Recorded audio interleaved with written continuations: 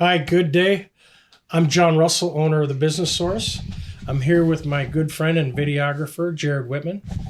Today, we're doing a recap of the chapters of my book, Be a Stand-Up Leader, the ABCs of Getting the Job Done Right. Jared and Lucas, his ace videographer behind the camera, have been nice enough to work with me to create this podcast where we are taking each chapter and breaking it down in a little bit in a short segment and trying to share with you ways to make your life better, to make you a better stand-up leader, and to help other people around you get better. Today, we're going to talk about the now buyer. It's a fascinating concept that was shared with me decades ago, because the difference between a now buyer and a relational buyer, now buyer is in it today. Yep. They're on a transaction run, and they need to get something, and they're going to buy it now, and they don't really care how long it takes. They just want to get it. Yeah, they might have, it might be a need. Yeah, it could very well be a need. Yeah. But sometimes it could be a want. Right. And they just decided that they want it now. Yep. You know, you ever made an impulse buy in your life? Yes. We all have, right? Yeah. But I think it's interesting to know the difference between a now buyer and somebody who's not. And I'll sum it up this way. A now buyer is a transactional buyer. The other type of buyer that you're going to run into is a relational buyer. They have different motives. They have different way of going about things. They shop differently. Their characteristics are different. So I think it's important to understand the difference between the two, because your advertising and your marketing and even the training for your people is different for a now buyer who just wants a transaction.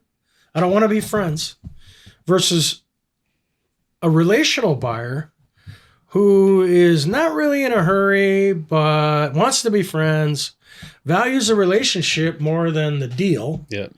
and wants to have a long-term relationship more so than a now buyer who's kind of an in and out situation. A now buyer has had a triggering event that's occurred that's led them to make a purchase. And it could be a want, but it's more likely a need, as you pointed out. Now buyers are most often transactional buyers, but not always. So when you run an ad that has a specific offer with a deadline, you're appealing to now buyers. And I remember one time somebody shared with me that at any given moment, 7% of the population's in the market to purchase a specific product today. Like, for example, a dishwasher. Yeah. 7% of the market's going to buy a dishwasher this week. And you could go down the line, cars, cameras, anything.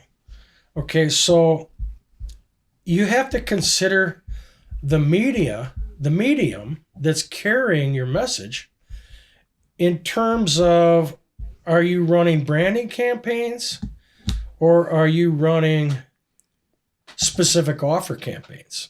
And we were just talking a little bit earlier about the fact that about 59% of companies in America today are really now focusing more of their advertising on branding. Right. Instead of call to action performance-based ads. I was gonna say, like, the branding's always been prevalent to the marketing concepts, but right. I think, like, when I hear that, I think that the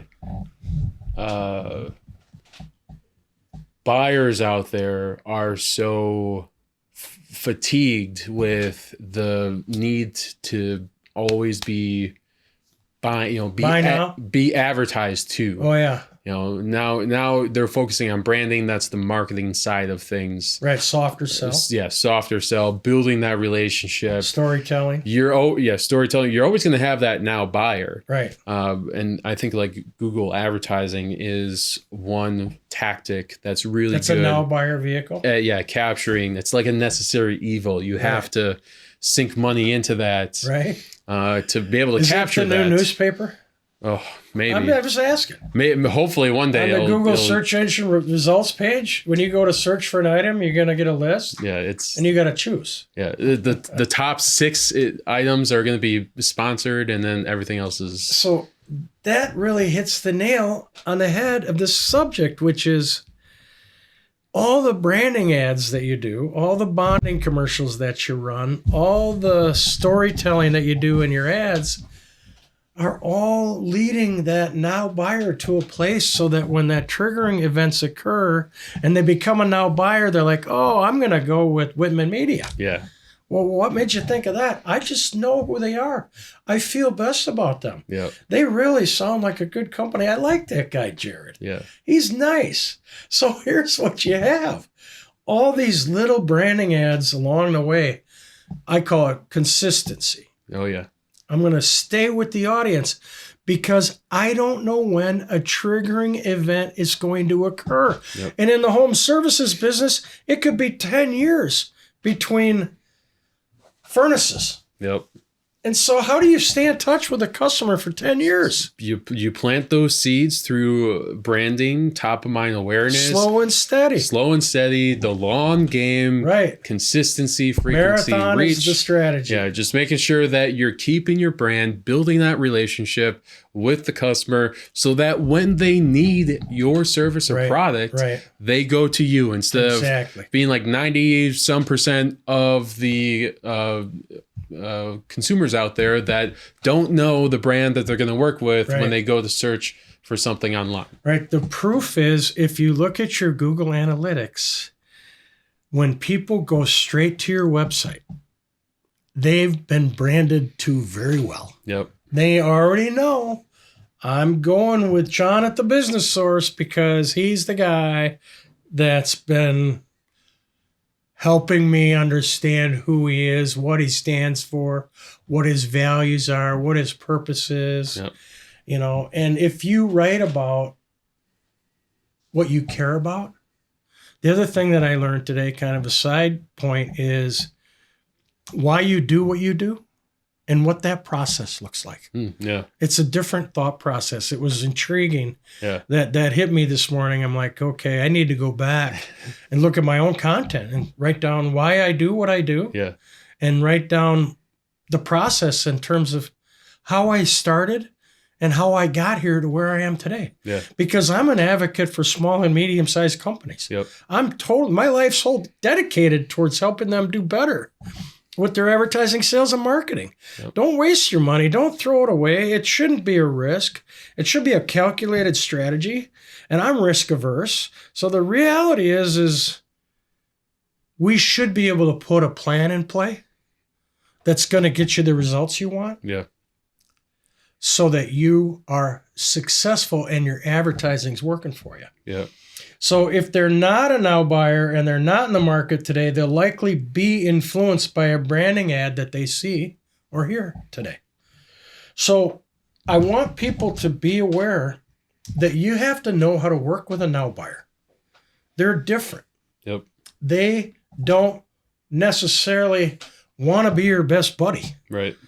They want somebody who knows their stuff, who's very educated about the product, who can point out the benefits and differences, features and benefits, and give me the specifics on it because they want to know what the details are, and help them make the best selection today.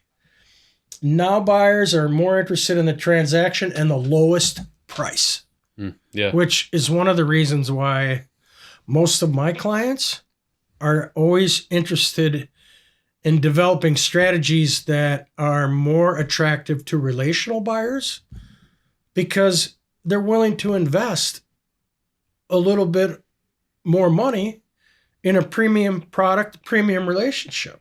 Yep. Given the right price and service, you can convert a now buyer to a long-term relational customer, but that's not in the moment. Yeah. That's over the course of time. So go ahead. Well, I think the there's so many different types of businesses now, right? So my perception is that you're talking about like home service companies or small to medium sized businesses that have some people, have a service, have a product, but there's this other group of people that are online, like coaches, courses, right, building workshops. Same thing. Same thing, same concept, except for it takes a lot more content on the front end to build up more relational content.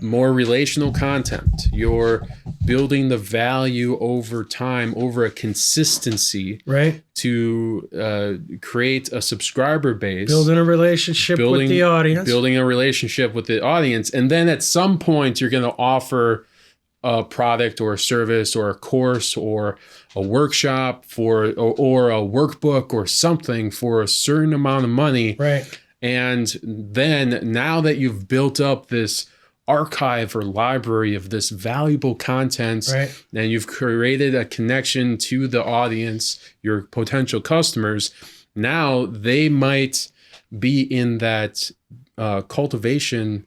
They might have cultivated that now persona. Mm-hmm. I just think it's just a little bit different concept. So they move from being a relational buyer to a now buyer. Yeah. As time goes along and the content has a chance to work its way through. Because I've done this. So you put out there a lot of free, valuable content, right? That people can, because it's free. You want to share your value. And now you're offering, hey, I do coaching for this amount of money and this is how I've helped other people. Or, hey, I do video for brands so that they can continue to connect with their customers through video marketing. Right.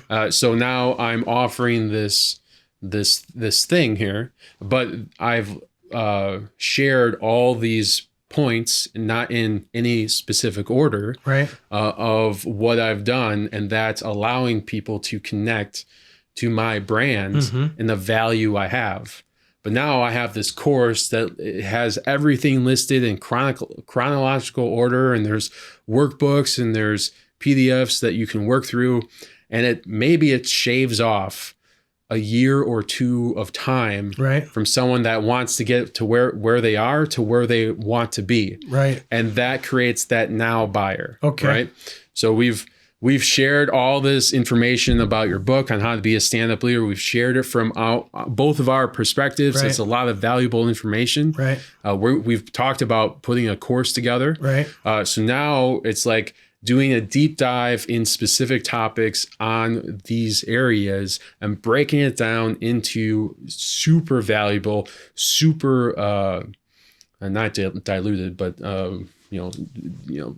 dialed in, right, chewable information, right, that complements all the free stuff that that's we're sharing. A long game. It is a long game. Yeah. It's a different atmosphere. Well, you're attracting a relational buyer with that approach. Yeah.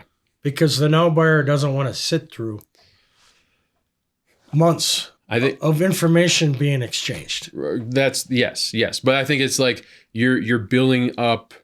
You create the now buyer in that experience. At the end, when they reach the triggering event, there is a triggering event that eventually occurs. Correct. Yeah. And that's when they are like, I'm ready to sign up for the course. Correct. Yeah. Right. So,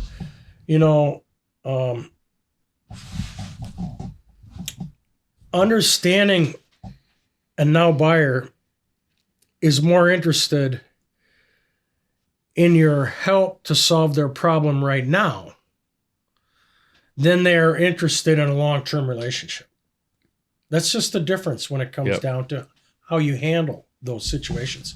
So my advice in the book is, when selling a now buyer, probe for and ask about how they would like to receive service from your company going forward, because you're extending the relationship.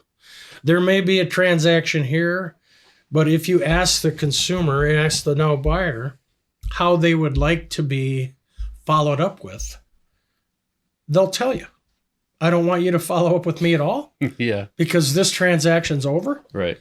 Or, go ahead and email me when you have something that's profound. Right.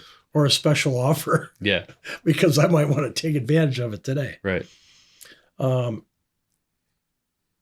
They'll tell you how you can convert them into long-term customers. But ask. Mm-hmm. Most people don't ask. Yeah. They're just wrapping up the deal or whatever it is.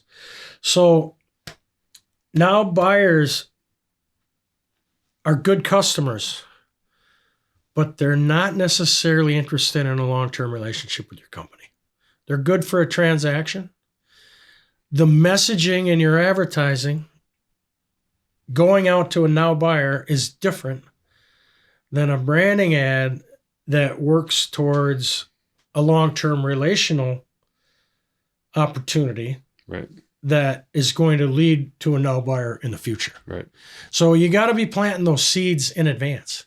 And there's a lot of ways to do that, but mostly share with your audience what you care about and share with your audience how what you care about is going to help them. Mm-hmm. So I think that's about as best as I can sum that up. Yeah, I agree. I think this is a pretty good.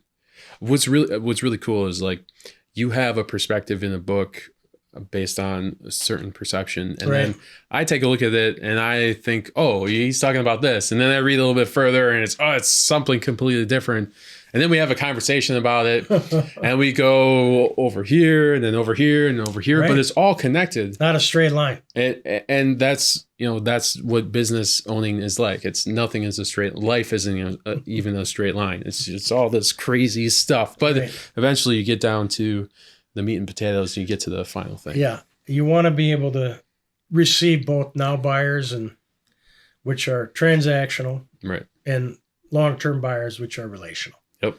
And then make sure your advertising and your marketing addresses both of those types of consumers. Yep. We'll help you if you don't know how to do it. I'm John Russell with The Business Source, here with my good friend and partner, Jared Whitman from Whitman Media. That wraps up another segment of Be a Stand-Up Leader, the ABCs of doing things right. You can buy my book on Amazon, and stay tuned for some exciting news in the future because Jared and I are going to work on a course. It's going to take some to put together, but we're going to do it. Thanks for being with us today.